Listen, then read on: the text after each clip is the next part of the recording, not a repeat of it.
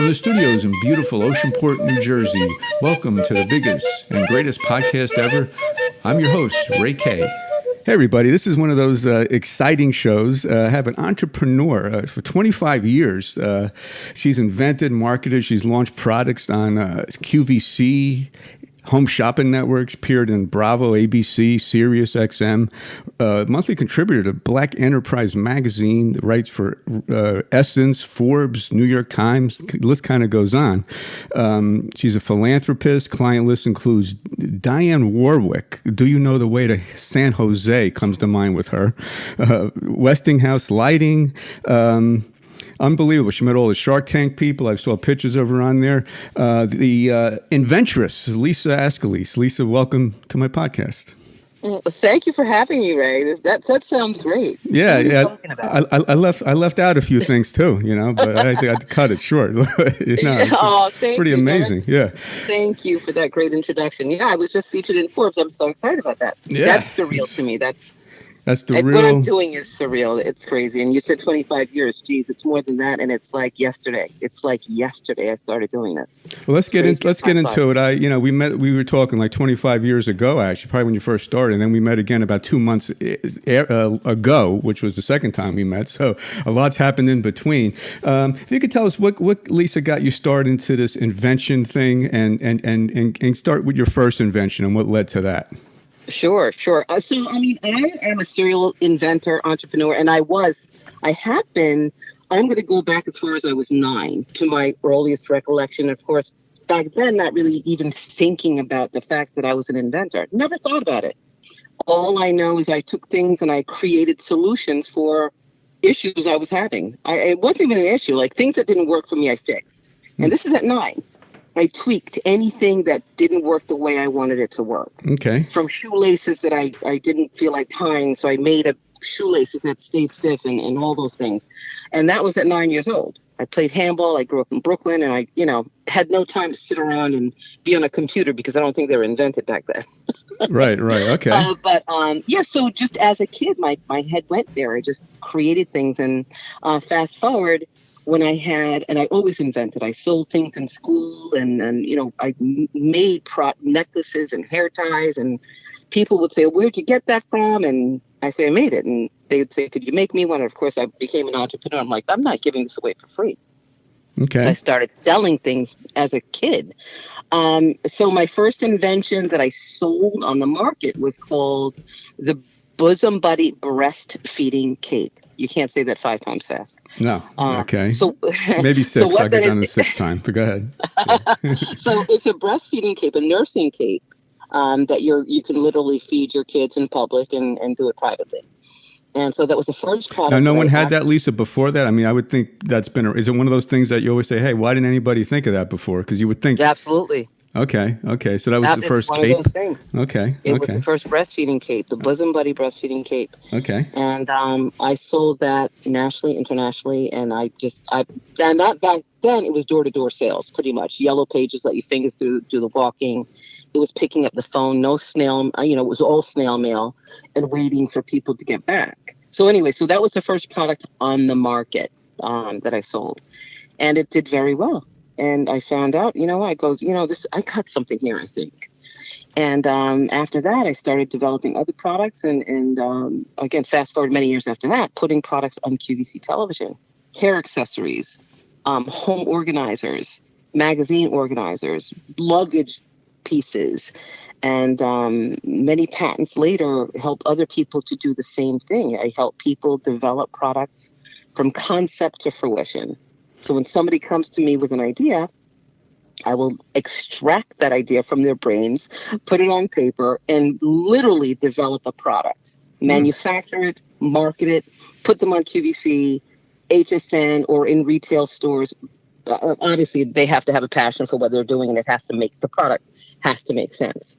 Now, That's Lisa, important. on QVC, were you one of those people that were on it? Where they're actually on TV selling stuff? I mean, were you doing Oh, that? sure. Oh, okay, okay. Absolutely. I do that too. I think Hmm. my listeners, what is the process? How do you get on that? Like what do you do? What's it like? When you're selling the stuff, do you have like a 2-minute time frame? It seems like there's like a time limit. Like how does it work? We're just That's a great curious. question. Yeah, Okay, so how it works, that's a long story, but I'll tell you, the long and short of it yeah. is, okay, you have to have a product that makes sense. You have to be manufactured. It has to be a working product, not a prototype, working product. So if the buyers accept it, you go through some testing, etc. Does it have to be You a patented thing, or I mean, can I sell my baseball Not card always, collection on not there? Or, not always. I Okay. mean, some products, all products are not patented necessarily. Okay. But I mean, we hope that you are protected, and because that's ultimately what you want to do, and that's a 2-hour show, Ray. Okay.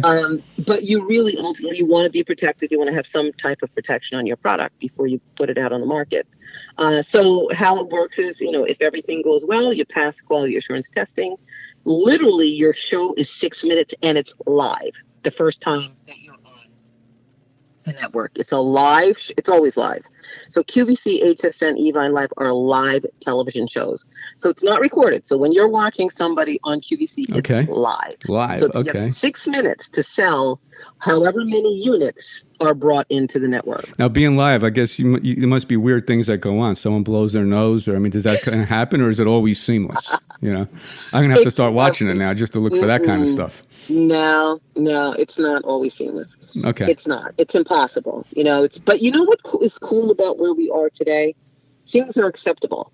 Mistakes are acceptable. Nothing is perfect. If you watch the news, they fumble and flub all the time. Right. Right. I was just on HSN. I almost fell when I was. I was working out on an exercise. I was on air with this exercise product called Sit and Fit. And I played it off real well. Like doing these pull-ups and everything, and I was stepping on the product because you step on it. I literally almost fell backwards, but I made it look like a move. Oh yeah. Well, Ellen DeGeneres had a thing like that. Like everyone, like when you're walking on the subway and you kind of trip a little bit, and then she would go into this jog. So you go into a dance mode, you start break dancing or something. Yeah, right. It's part of the move. Okay. Yeah, no, so funny. nothing's smooth. It's never seamless. It's always it's normal. It's like real life stuff. And I'm glad we're there because nobody's perfect. It's not you do things. You stutter, you say the wrong word, it's acceptable. Okay. And if it's not, too bad. Right. All right. So, and now is it the same for QVC? Like the same kind of process? HSN, QVC, same kind of deal?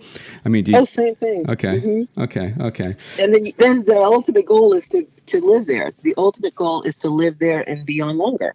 So after your first time, maybe you'll get a spot where you are and those who are listening who understand QVC and watch it, to become the today's special value means you're on around the clock. So you're not 6 minutes anymore. You're on. You're just on around the clock, and then you come back over and over again and keep on showcasing your products.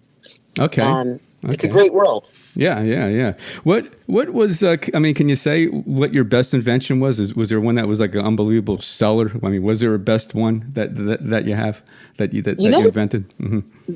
That's a great question, and it's crazy because so the product that sold the fastest and the most on QVC was called Perfect Pockets.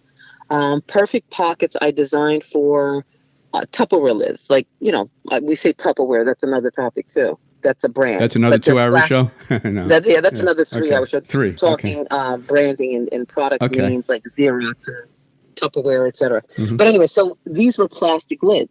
So I designed something for plastic lids because, I mean, how many times are you looking for a place to put your lids? There's just how many, you can't keep them organized. So one afternoon I stayed home and I said, you know what, this is crazy. All these lids are everywhere. And I need to design something to put these lids in a spot that is convenient. And I did. So in a few hours, I designed this fabric piece, a 3-piece set, put that together, had it manufactured in China, presented it to QVC, and that product sold faster than any other product I've ever sold. Oh, okay. Within a 30-second segment. It was in something called Bob's Kitchen back in the day. He opened up the cabinet. He showed the product, how it worked, and it just flew off the shelf. Ah, okay. Which Okay. blew my mind. I wasn't expecting that. Yeah. Sometimes the unexpected seems to be the one that works, in life. It's true. Yeah. Absolutely. People that patent things, you always hear the story of, well, even if you patent it, someone could steal it. You're going to get these Fortune 500 companies that will do it anyway. I mean, what's the real deal with that? I mean, it's always out there, do you want to spend the money to do it? Because does it really matter, Yeah, you know what? The real deal is a really confusing deal. So I personally like to have a paper trail in case there's something I can do about it. Okay, so you could patent a product, and yes, somebody could take a 4-step move and make it a little bit different and modify it and whatever, or do it exactly the same. And what is it going to cost to sue the person? What is it going to cost you to sue the person or to do a cease and assist? And you can do a cease and assist. And I'm saying cease and assist like everybody knows what I'm talking about. So I think with a savvy attorney, you could send a letter to a company and say, you know what, you're infringing upon my patent. Stop doing it. And you can threaten. But I mean, if your product is being knocked off, obviously it's doing well. Because nobody's going to rip you off unless your product is selling well. You're right. Okay. You know what I'm saying? Yeah. So I just say run as fast as you can, heels to the ground. As soon as you have a product that's selling well, or no, as soon as you develop the product, forget about it selling well. As soon as you develop the product, put it on the market. Don't wait. Run as fast as you can to get it out there before somebody else does. Okay. Well, you're already running into my my next segment, which is what advice would you give to inventors? I guess that would be part of it. What other advice? Someone that has this knack, like you were a kid, and they see these things and they're like, why has no one done this? And they want to do it. What do? I mean, what happens? Okay. Sure. Yeah. Sure. If there's a kid who has an idea. Yeah. Okay, yes. So I mean, it's a notebook thing. So the first thing that you do, because when you're creative and you're innovative, you've got 1,000 ideas. So I would say get your own little journal specifically for your inventions. Write them down, and take a look at the demographic, take a look at your market, and where we are today. It's easy to do that. Google, who's using this? What's your demographic? How much would it cost to? I'll have to back up and say, look at your competitors. Is there a product like this on the market, right? Okay. And then from there, of course, they contact me, the Inventress, who can help them take it from concept to fruition.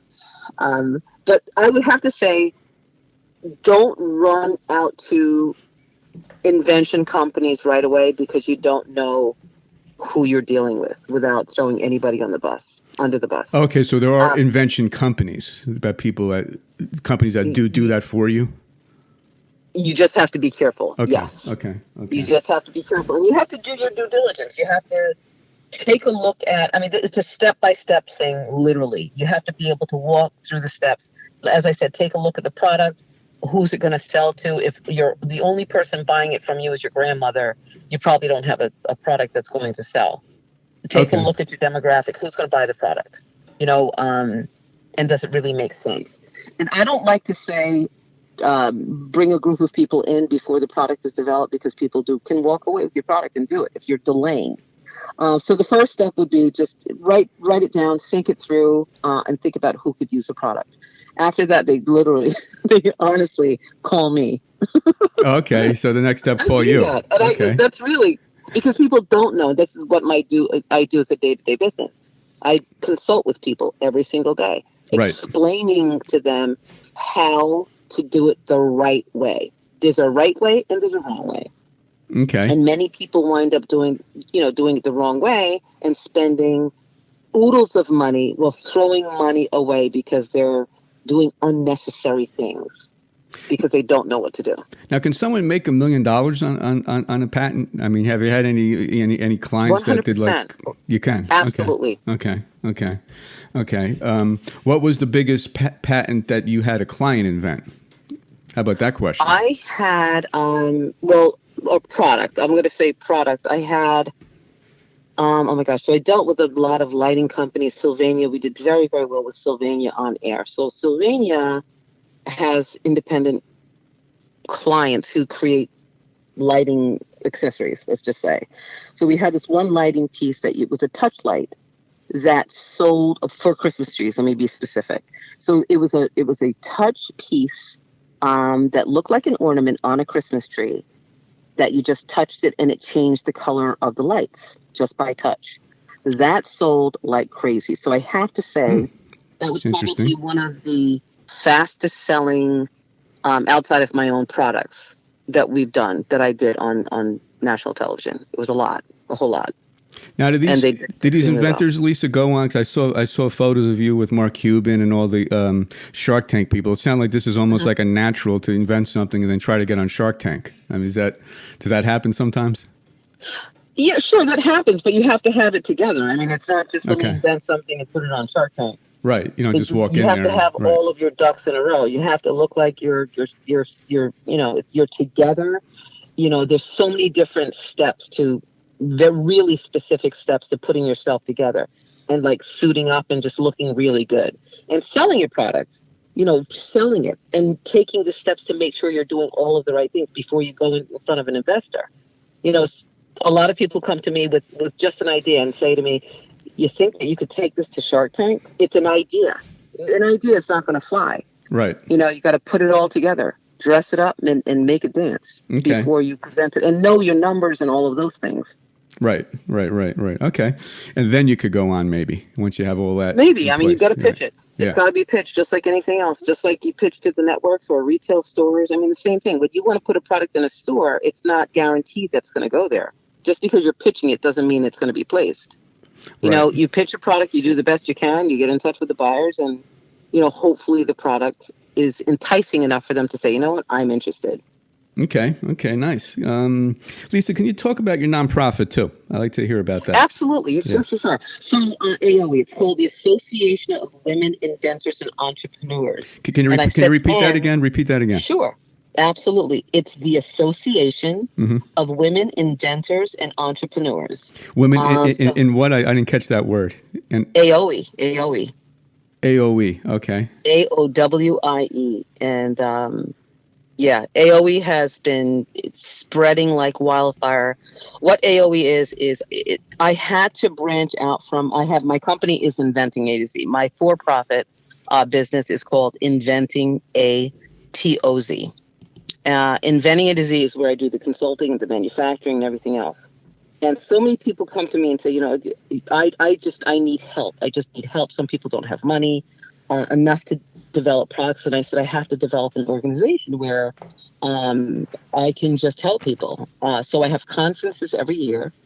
AOWIE is a yearly conference where people come in and they listen to extremely smart entrepreneurs who have been around the block a few times and understand the terrain, and they come in, they buy a ticket, they have entertainment, they listen to great speakers, producers, directors, inventors, entrepreneurs, people from Shark Tank, and we just give back to these people. It's a networking event, and my mission statements are lifting each other up 2 hands at a time, and sometimes you got to use your foot, and bridging the gap between ambition and success.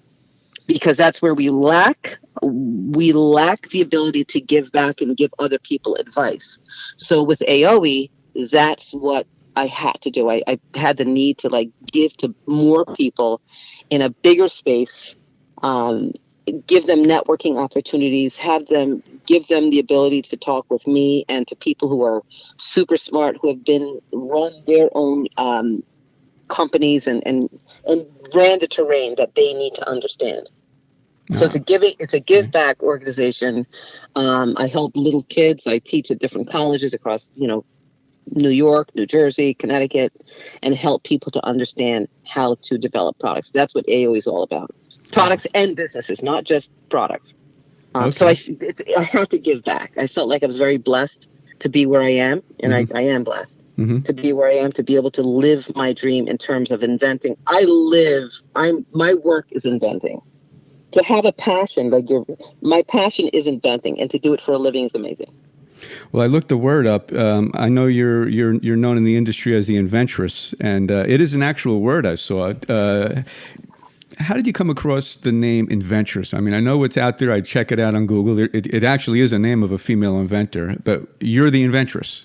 I mean, I am the Inventress. That was a genius move. How'd you think of that? I mean, how long have you been the Inventress? You know? Oh my gosh, I've been the Inventress for, it's got to be, I'm going to say about 10 years. Okay. Prolific inventing. I mean, I invent every single day, and my publicist and myself at the time were doing I was getting launched on a big magazine, and she said, "You can't just be known as Lisa Ascolese, the inventor. We got to come up with a name." And I go, well, let's put these two things together. I'm a woman, so it's a tress, and so let's do the Inventress. So we came up with this name, the Inventress, and it stuck. And I trademarked it.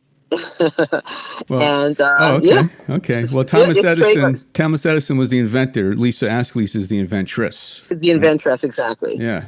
Okay. So it's trademarked. The name is trademarked, and my whole name is trademarked. Actually, did you have any idols or any heroes of inventor people, or I don't know if there's or a bunch of them? So there's certain people I admire for what, or even if they're not inventors, just who were some of your heroes or idols or whatever you want to call them growing up. So I have to say, I don't know if anybody knows who this is, but Homer Cottrell owned Proline products, which I believe was sold to L'Oreal. He had hair products and accessories, and I literally called him. Coleman Cottrell owned a football team, and I'm not into sports, so I can't even tell you what the team was. He owned a team. If you look it up, you'll probably find it. Google it, and I should probably know this. He owned a football team with George Bush back in the day. Was it the Texas Rangers? I mean, I think that was what Bush owned. It might have been. Okay. Might have been. Okay. So anyway, Coleman Cottrell I looked him up because he owned Proline products. I said, who better to go to than a person who is successful in business, who knows what they're talking about. And I said, I always wondered about how he did what he did. Like, where did he get the money? How did he perform? How did he get, products on the market? So I literally called him up and I asked him, and he answered the phone. Wow. He answered the phone. That's crazy. And he literally mentored me through my first hair accessory on QVC television. Okay. That's like me calling Warren Buffett up and him answering the phone. I mean, it's truly. Yeah. And I have to say something about that too. You have no fear.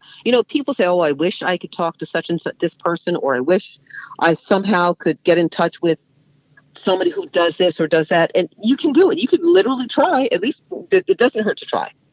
There's no downside in trying. Just call them up. There's nothing. Exactly. And you got a hold of the guy that got you into this business firsthand, talking to you through on how to do this.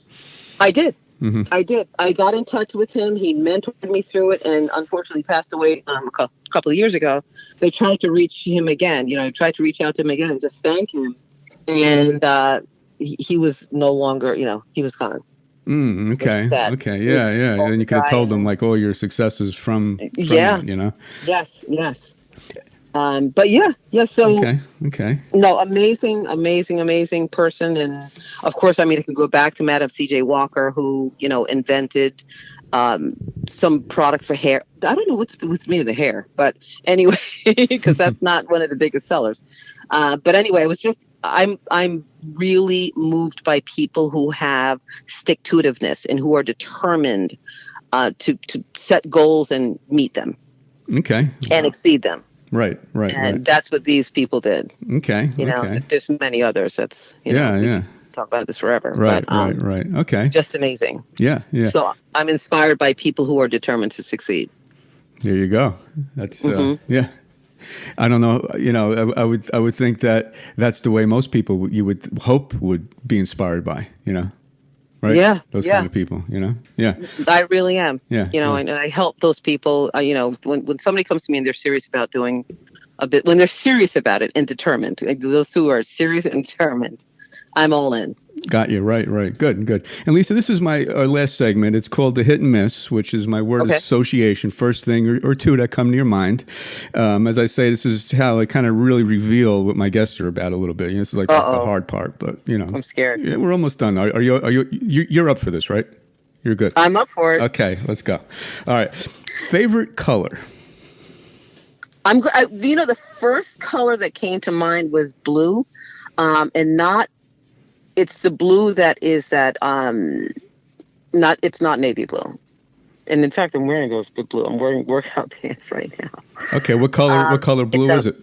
Give us the visual. Bright, brilliant, almost purple. Gorgeous. Okay. If you were in a foxhole, other than family members, who would be in the foxhole with you? Oh man, God. Okay. It's the first God I've had. You would think that would come into more, but that's our first God. Okay. God, I like number that. one. I like that. If you were on a deserted island, what 2 music albums or downloads or whatever they call them would you have on the island with you? 2 music downloads. Wow, that's really a tough one, I have to say. I know that's why this is a tough section of the interview. I need, because I need something that inspires me, that lifts me up and makes me want to dance. Mm-hmm. But I also need something that can cool me down, and just bring me to a space that I can relax, like ballads and. Well, you get two, so you could have one of each of those types of. This is going to be crazy, though. This is going to be crazy because there's so many people. I love Diana Ross. I love her music. I love. I'm going to say a Diana Ross album. Okay. I don't know what year. Love Whitney Houston also.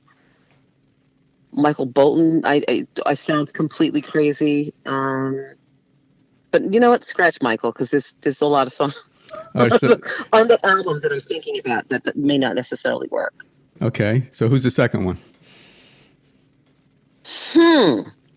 Or do you just get one? I mean, you could have another one, but maybe you just want to get one. I want another one. I just can't think of it. You know what? Let's just do. We'll come back to that. Mates for right now. Let's just do Frankie Beverly and Mates for right now. Okay. And I don't even know why. But okay. Mm-hmm. Good. Favorite movie? That's hard too because I love. All right, I love. Or two, one or two. Just give me one or two. Yeah. Did you just say one? I missed it. Christmas Vacation with Chevy Chase. Okay. Absolutely love when my family gets together on the holidays. That's what we watch. We also so that's favorite movie. I don't know if it's my favorite, but it's top 10. Okay. How about favorite comedy? Do you have a favorite? Well, that is a comedy. How about favorite drama? Let me go to that side. Do you have a favorite particular drama, or do you like dramas or anything really dramatic that you like? I don't. Okay. Well, you answered my question. I mean, I can't think of a drama that I actually. Okay. Yeah. Favorite actor or actress or both? Will Ferrell is funny as heck. I mean, I love comedy. Will Ferrell is hilarious. So I'm going to have to use him as one of my top 10. Okay. Yeah. Okay. So let's just use him. Will. Yeah. Okay, good. Mm-hmm. Jersey Shore. What comes to mind when you hear Jersey Shore? I love sitting on the beach by myself. Okay. What comes to mind? Jersey Shore, the Pier Village, which is new. Mm-hmm. Okay. But my kids, I also took my kids to the Point Pleasant. What's the name of that? Jenkinson's Boardwalk? Or? Jenkinson's. Okay. Jenkinson's. Thank you. Okay.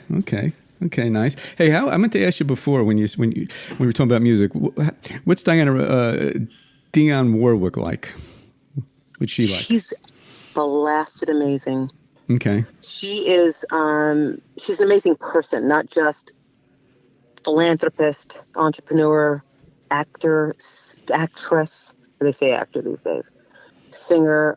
She's just a real person. She's genuine. She's genuine. She's heartfelt. I spent some time with her in Las Vegas. I flew out to go and hang out with her, which is also crazy that I'm even saying that, right? Is that crazy? Wow. You fly to Las Vegas to hang out with Dionne Warwick. We hung out. I was there. I spent a couple of days there, and we just talked, and I interviewed her, and I've known her for over 25 years. Oh, okay. She got me my start in some schools, teaching entrepreneurship and in inventorship, I should say. Okay. So Dionne Warwick is just an amazing woman. And that's exactly how I would think she is. She comes across like she's just this down-to-earth, great type person. She just comes off that way, She's cool as heck. Yeah. Grand Canyon comes to mind when you hear that. Yes. Oh, what comes to... Oh, yeah, man. I'm back to word association now. Oh, wow. The Grand Canyon. Got a few more to go. Go ahead. Standing on top and holding my hands up and saying, "Thank you, God." I literally saw that picture. Okay. Have you seen it in person? No, I have not. Okay. Is that one of your bucket lists? No. Okay. Hey, you're honest, That's the name of the game, right? No, I like that. Really I like that. State of Oklahoma. What do you think when you hear Oklahoma? It's music. Okay. And the color of green. Money. Okay. And last one here on the hit and miss, Lisa. If you had one wish that would be granted, and I'm saying anything, you got 30 seconds to get the wish. I'm going to give you any wish in the world. What would your wish be? Everlasting life with the family I have today. Okay. That was right off the tip of your tongue. So, it's pretty sincere. I like that one. That's the ultimate. Lisa, how do my listeners or anyone listening? I was going to say viewing, but they're listening. Get a hold of you at a website or phone number. What's the best way to contact you and to check you out? And in every way. So you can contact me. My website is inventing AOWIE.com. They could also go to AOWIE.com, and they're intersected. So if they contact me at AOWIE, they can also reach me at Inventing A to Z. They can also call me 732-647-5433. Email Lisa at inventingatoz.com. Okay. Hey, you said that phone number like you used to be an operator. It had that operator sound to it. Hey, that was fun, Lisa. Thank you so much for coming out and spending your time. That was the Inventress, Lisa Ascolese. I'm Ray K. We'll catch you next time.